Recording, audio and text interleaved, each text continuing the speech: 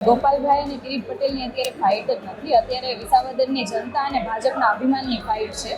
અને એ વિસાવદરની જનતા જાણે છે પોતાના સ્વાભિમાન માટે આજ દિન સુધી એમણે હર હંમેશ વોટ આપ્યો છે ને આ વખતે પણ વિસાવદરની જનતા પોતાના સ્વાભિમાનને જીતાડશે. આ ફાઇટ સાચા અને ખોટા સામેની છે અને હર હંમેશ વિસાવદરની અંદર ખોટાઓ હાર્યા છે અને આ વખતે પણ જે ખોટા છે એ ધાર્મિક હાર કરશે. બીજેપી વાળાએ જે અત્યારે પ્રચાર કરી રહ્યા છે કે અમે લોકો અહીંયા જ મંગળ લઈ આવ્યા છે અને પેરિસ જેવો રસ્તો અમે લોકો બનાવશું, તો મેં એને કહેવા માંગુ છું કે પેરિસ જેવો રસ્તો તમે ક્યારે બનાવશો?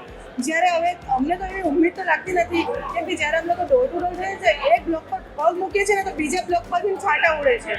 એટલે અહીંયાના જે મસ્જિદ ચોકની અંદર જે અમે લોકોએ વાતાવરણ જોયું ત્યાં એટલું બદલી ગયેલું વાતાવરણ છે ને કે આ વખતે એમ કહે છે કે આવો રસ્તો અને આવી જગ્યા તો કોઈ દિવસ જોઈ નથી. અને ગોપાલભાઈ જો આવે ને તો એક ઉમ્મીદ જાય છે કે ગોપાલભાઈ પેરિસ જેવા રસ્તા બનાવી શકે છે, પણ આ કિરીટ પટેલ જે ગુંડાગીરી વાળો માણસ છે એ પેરિસ જેવા રસ્તાની વાત તો બહુ દૂર છે, પણ એ છે ને એક સાદો ડામરનો રોડ પણ બનાવવાની એની કોઈ એવી તાકાત નથી. નરેન્દ્ર મોદી બી ગુજરાતી છે છતાં બીજા રાજ્યની અંદર લડે છે ને જીતે છે ને.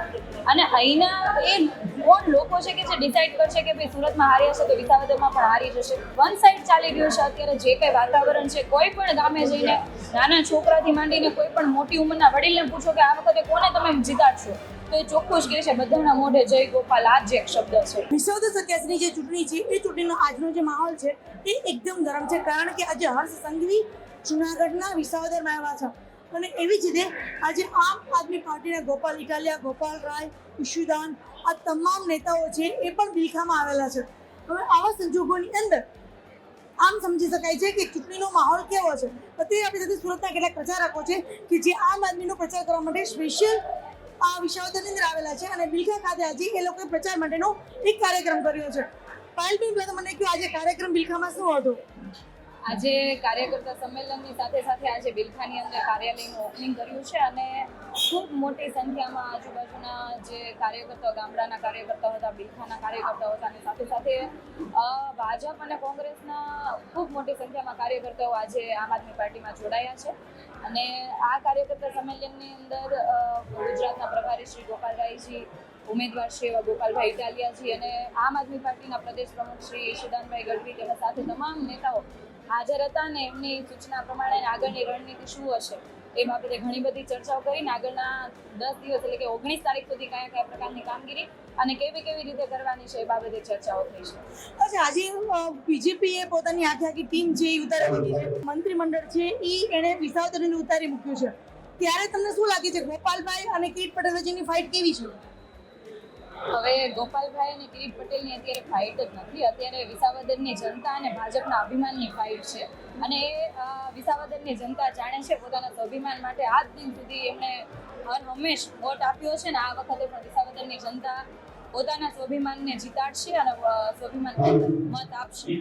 આ ફાઇટ સાચા અને ખોટા સામેની છે અને હર હંમેશ વિસાવદરની અંદર ખોટાઓ હાર્યા છે અને આ વખતે પણ જે ખોટા છે એ ધાર્મિક હાર કરશે. હવે અહીંયા આપણી સાથે બિલખાના પ્રભારી છે મુમતાઝબેન. મુમતાઝબેન, બિલખાની સમસ્યાઓ કેવી છે? લોકોનો આમ આદમી પટેલ પ્રત્યેનો જે પ્રભાવ છે એ કેવો છે?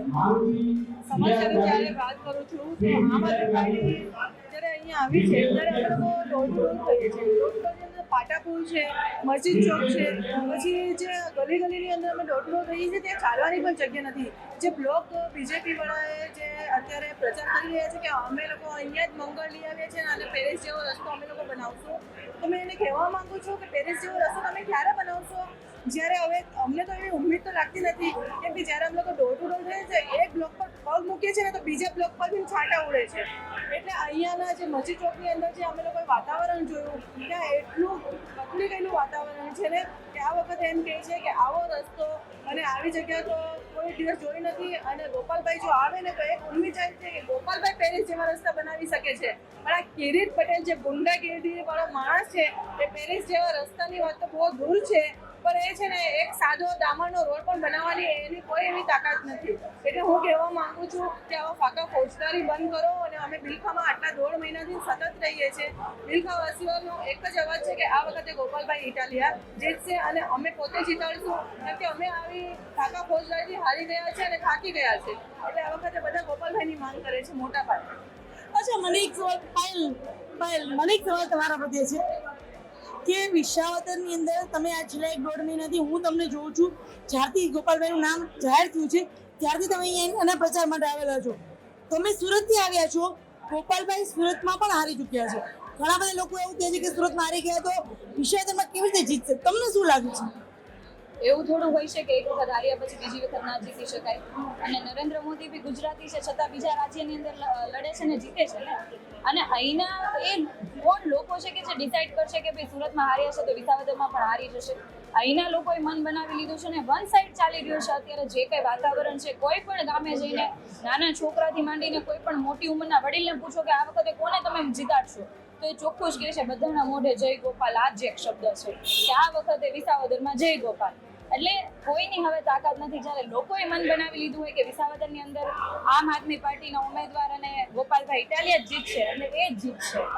અચ્છા, તમે ઘરે ઘરે જાઓ છો જ્યારે પ્રચાર કરવા માટે, તો લોકોનો તમારા પ્રત્યેનો જે શું કહેવાય કે એક જાતનું વર્તન છે એ કેવા પ્રકારનું હોય છે? અહીંના લોકો ખૂબ માયાળુ છે અને ખૂબ ભાવનાઓથી ભરેલા છે. અમે જ્યારે લોકોની વચ્ચે જઈએ ને અમે કોઈના પણ ઘરે ગયા હોય ને અમે ગયા આમ આદમી પાર્ટીમાંથી આવીએ છીએ, ગોપાલભાઈની ટીમમાંથી છીએ, એટલે પહેલાં તો અમને બોલાવે છે, બેસાડે છે, પાણી, પછી કે તમે ચા પીધા વગર તો અહીંથી જવા જ નહીં દઈએ, ચા ઠંડુ કંઈ પણ મંગાવે છે. ને સાંજે જ્યારે રાત પડે છે ત્યારે એમનો એટલો ભાવ હોય છે કે ભાઈ અમારા ઘરે તમે જમીને જાજો ને એટલું સરસ મજાનું સ્વાદિષ્ટ રસોઈ પણ બનાવે છે અને જમાડે છે. એટલે એવું નહીં અમને, પણ અમારા આખી આમ આદમી પાર્ટીની જે કાર્યકર્તાઓની ટીમ છે એ તમામ લોકો જે છે જગ્યાઓ ઉપર પ્રચાર કરે છે, તમામ જગ્યાઓ પર આવો પ્રતિસાદ છે કે ત્યાં લોકો પાસે બેસાડીને પોતાના હાથે રસોઈ બનાવીને જમાડે છે. એટલે આ ભાવ જોઈએ ત્યારે અમને ખબર પડે કે ના ખરેખર અહીંના લોકો જેટલા કહેવાય ને કે મતદાન જેટલા તાકાતવર છે એટલા દિલના, એટલા કોમળ અને માયાળુ છે કે જે બહારના જે લોકો આવેલા છે એમને જે સ્વાગત વિધિ જે કરવાની છે, એમને જે ખવડાવે પીવડાવીને જે આગતા સ્વાગતા કહેવાય એ ખૂબ સરસ કરે છે. એટલે અમને આ જ્યારે આવું બધું જોઈએ ત્યારે અમને ખૂબ ખુશી થાય અને અમને અમારું ઘર પણ નથી યાદ આવતું એટલું તો અહીંના લોકો અમને સાચવે છે. તો આ હતા સુરતના કોર્પોરેટર પાયલ ઝાકરિયા કે જે કહી રહ્યા છે કે જ્યારથી અમે પ્રચાર કરવા આવી છીએ લોકોનો એક માહોલ છે, લોકોનો એક પ્રેમ છે, લાગણી છે, લોકોને ખૂબ પ્રેમથી બોલાવે છે. આશા રાખીએ કે ગોપાલભાઈ જીતે અને એમને પણ આવો પ્રેમ મળે કે કિરીટભાઈ જીતે તો લોકોની સમસ્યાનો હલ મળે. ભાર્ગવી જોશી, ગુજરાત તક, જુનાગઢ.